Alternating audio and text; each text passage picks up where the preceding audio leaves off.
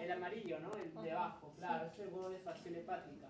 Esta vaca tiene dos parásitos, uno es la fasciola hepática y el otro es uno parecido a la fasciola, pero ese huevo que está ahí es uno medio plomizo. Así que vamos a ver dos tremátodos que afectan al ganado bovino, ¿ya? Empecemos primero por la fasciola hepática, ¿ya? Primeramente, la fasciola hepática es un tremátodo que normalmente va a afectar el hígado, pues, ¿no? Por eso el nombre, fasciola hepática.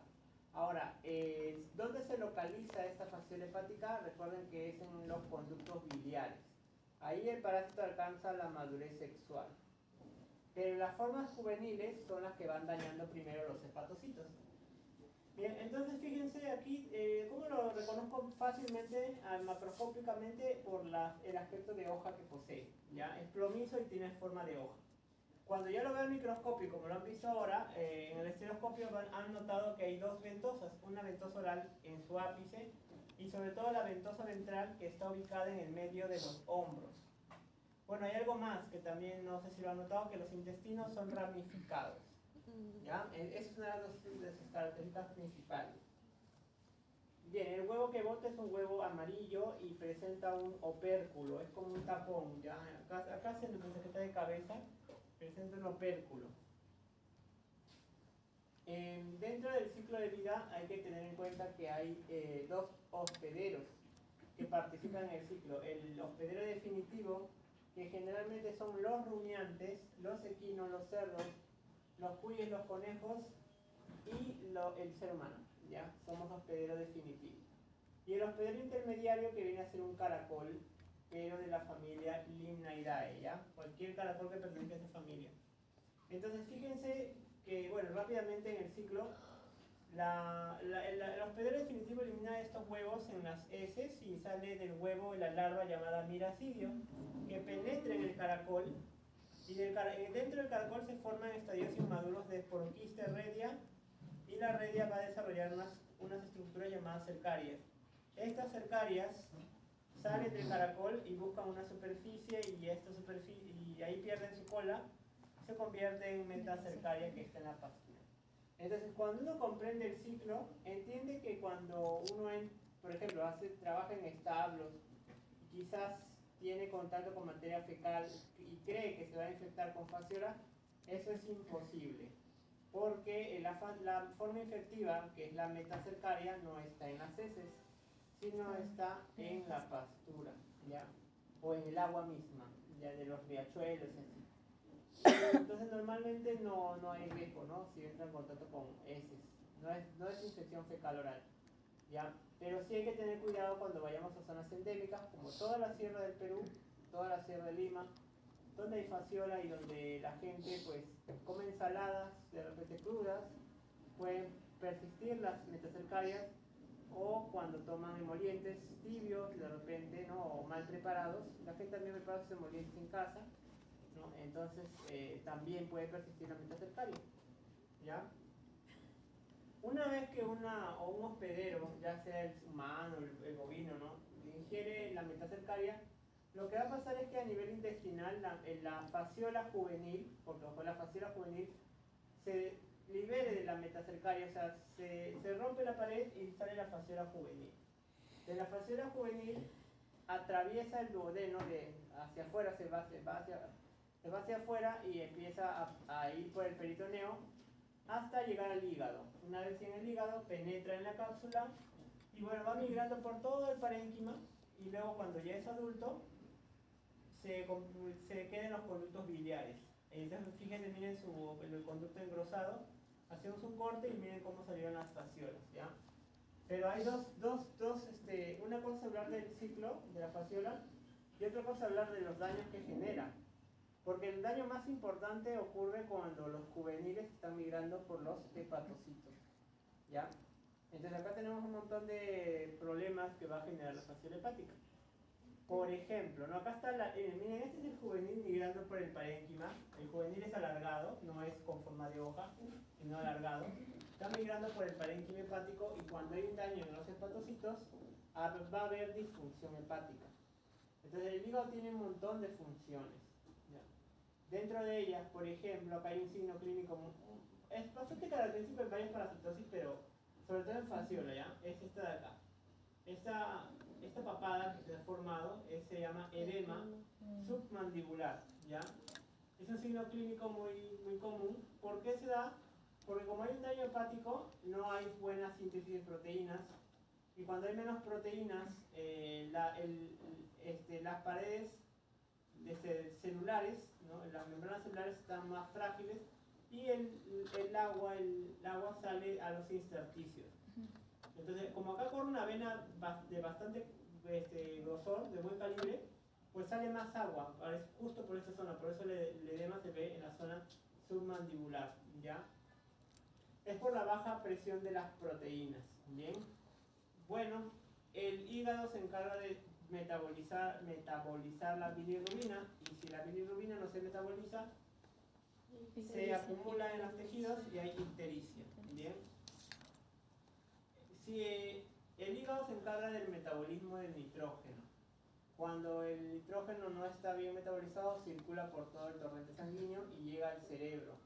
Estos compuestos nitrogenados dañan el cerebro y ocasionan un síndrome en las primeras 24 horas de infección llamada la encefalopatía hepática. Y los animales se mueren por intoxicación, por toxemia. Y por la encefalopatía y se mueren convulsionando y ya queda, ¿no? Entonces, eso ocurre más en animales jóvenes, en animales muy jóvenes y muy débiles. Muy difícil que ocurra en un adulto, ¿ya? Pero también puede ocurrir, ¿no? Pero más bien débil tiene que ser el animal, ¿ya? Ovinos principalmente son los más afectados. También hay otra forma, ¿no? O sea, hay muchas formas. Por ejemplo, cuando la fasciola persiste por varios meses y está en los conductos biliares, fíjense, miren, como los rumiantes ingieren pastura y la pastura tiene clorofila, la clorofila se debe metabolizar en el hígado. EMA se metaboliza y los residuos de clorofila tienen que ser expulsados por la bilis. Si la fasciola está en el conducto biliar obstruyendo, ¿no?, la bilis, el pasaje de la bilis se acumula con esos compuestos de clorofila y como se queda acumulado en el cuerpo, simplemente lo que va a hacer esos compuestos se van a unir a otros compuestos celulares y van a generar radicales libres. Y los radicales libres son tóxicos para las células, principalmente en las células de la piel. Entonces lo que va a pasar es que la piel se va a ir ulcerando. Entonces hay un problema llamado fotosensibilización por el sistema de piel por la fasciola cuando es crónico, cuando la enfermedad persiste y es crónico ya. Entonces hay bastantes temas, ¿no?, con respecto a la fasciola. O sea, no, hay una fasciolosis o distomatosis aguda y hay una fasciolosis o distomatosis crónica, ¿no? La más preocupante es la aguda porque hay muertes. La crónica ya vemos edemas, ictericias, el animal está vivo pero obviamente está mal, no está débil y no produce bien. Pero en ambos casos obviamente donde más preocupa es en la distomatosis aguda. Por la muerte, Bien, entonces cuando sale del huevo sale el miracidio, que es una larvita que está en el agua, sale del huevo, en el agua se abre el huevo y el miracidio busca un caracol. Este miracidio pues tiene cilios para poder desplazarse y bueno, esta cosita negra se llama mancha ocular, ¿ya? Después que tenemos la redia, ya la redia, que es un cuerpo germinativo del miracidio. Una vez que el miracidio empieza a dividirse, se convierte en una redia, y la redia alberga ya las cercarias. Estas cercarias son como fasciolas encerradas en este cuerpo y con una cola. Luego la cercaria abandona el caracol, acá está la cercaria, ¿ya? Y luego se va a una superficie, como le digo, una pastura, y pierde la cola para hacerse una metacercaria. Acá ya se pueden visualizar las ventosas, ¿ya? Es como una fasciola encerrada en una pared, ¿ya? En una pared quística. Bien. Por eso que les digo, una vez que el hospedero definitivo ingiera esta metacercaria, pues rápidamente en el intestino, por acción de la bilis, se va a degradar la pared y la fasciola juvenil logra liberarse. Empieza a hacer todo el recorrido para desarrollarse. Ahora, bien. Respecto al tratamiento y la prevención, eso véanlo bastante en la teoría con la profesora Eva, consiste bastante qué se tiene que hacer, en qué momento se tiene que desparasitar. Obviamente, una de las medidas importantes es la desparasitación. ¿ya? Ahora tenemos el Paramphystomum, ya otro tremato parecido a la fasciola. Este Paramphystomum está ubicado en el rumen, o sea, se localiza en el rumen, ¿ya? ¿Cómo lo diferencio de fasciola? Muy fácil, por las ventosas. La ventosa oral está en el ápice, pero la ventosa ventral en la zona subterminal. Y aparte que hay dos estructuras que también son muy visibles. Los testículos, que parecen rosetas, uno encima del otro. ¿Ya? En este dibujo acá están. ¿Ya? Eso lo caracteriza y lo diferencia de la fasciola. Aparte de que el color son rosados, ¿ya? Porque como son hematófagos, son rosaditos. ¿Ya? El huevo que elimina el Paramphystomum es un huevo como el de fasciola, es grande, operculado, miren acá se nota bien el opérculo, y plomizo, ya, eso sí es plomizo. El ciclo biológico del Paramphystomum es igual al de fasciola.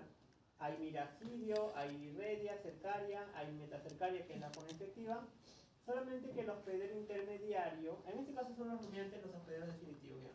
Pero en este caso el hospedero intermediario puede ser cualquiera de estos tres caracoles, de estas tres familias. O sea, el miracidio tiene la libertad de escoger entre uno de estos tres, ¿ya? No necesariamente los tres, ¿no? Pero cualquiera puede escoger. Bien, una vez que los rumiantes ingieren las metacercarias, lo que va a pasar es que el Paramphystomum juvenil se libere en el intestino. Pero una vez liberado, se mete por la submucosa, ojo, miren, se mete en la submucosa y empieza a migrar por la submucosa desde el intestino hasta el rumen, o sea, se va en zona contraria, ¿no? Se va desde el intestino hasta el rumen. Es como si un gusano se metiera por debajo de su piel y estuviera migrando por todo su subcutáneo. Es lo mismo, pero en la submucosa, ¿no? Del intestino. Entonces, esa migración se le llama migración retrógrada, ¿ya? Bien, y bueno, llegando al rumen ya se libera, y ahí se queda en el rumen.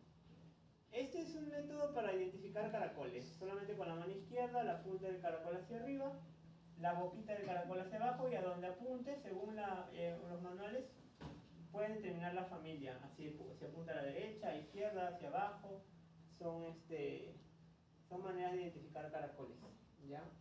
Ese parásito, por ahí una leidita en los libros, porque no lo voy a decir mencionar, solamente que es uno de los parásitos de salud pública, ya afecta a las personas normalmente, ya es un tremato también, ya pero no lo voy a tocar, se mete por la piel y se queda luego en las venas del intestino, las venas mesentéricas. Ahora sí, pasemos a cestos de rumiantes, ¿ya? Cestos de ovinos, de cabras, camellos, de vacas, ¿ya? La Moniesia expansa. Moniesia es uno, el género Moniesia, ¿ya? Miren, si se acuerdan de caballos, el cesto del caballo se llamaba Anoplocephala. Bueno, en el caso del rumiante, el cesto del rumiante se llama Moniesia normalmente. Tenemos dos Moniesias, la Moniesia expansa y la Moniesia benedeni, ¿ya? Lo han visto en lámina. ¿Cómo lo diferencio a la Moniesia expansa de la benedeni? Primero, la Moniesia expansa parasita más rumiantes menores, ovinos, cabras y camélidos. Bien. Las glándulas que vemos acá en la base del proglótido, estas glándulas están en toda la base del proglótido. Acá está mejor, ¿ya? Estas glandulitas. Fíjense bien en sus fotos, ¿ya? Mientras que la Moniesia benedeni tiene glándulas también, pero están bien concentradas en el centro de la base del proglótido, ¿ya? Eso también lo señalé. Ahí estaban bien marcaditos. Claro que la Moniesia benedeni lo que pasa es que es muy ancha, ¿ya? La Moniesia benedeni es un parásito que se encuentra más en bovinos. Por eso es grande y ancha. Porque mientras más grande el hospedero, más grande el parásito también. Entonces la Moniesia benedeni más se encuentra en bovinos. Cuando uno hace un examen coprológico, a mí me gustaría, la verdad, que de repente si por ahí, no sé, hacemos muestra de rumiantes, sería interesante ver estos huevos. Son bien fáciles de reconocer. Los huevos de Moniesia tienen aspecto, no sé, más triangular, cuadrangular, pero lo que más lo caracteriza es que el embrión hexacanto está envuelto en una pared con forma de pera.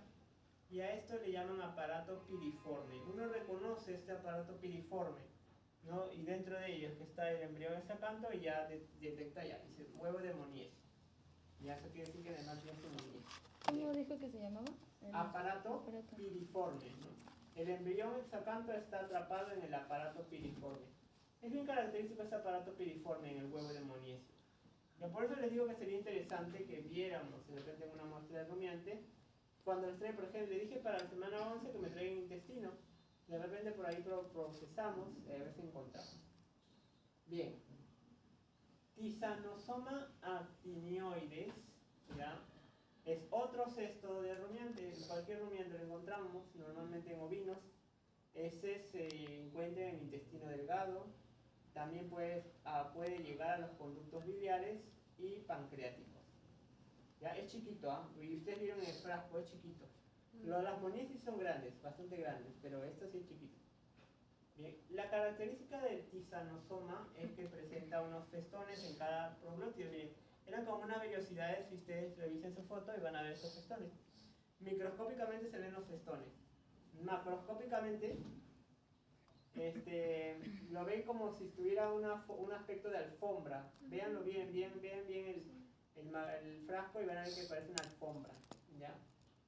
Otro cesto que también pueden encontrar es la Tisaniesia yardi, que también han visto en láminas, donde solamente se ve un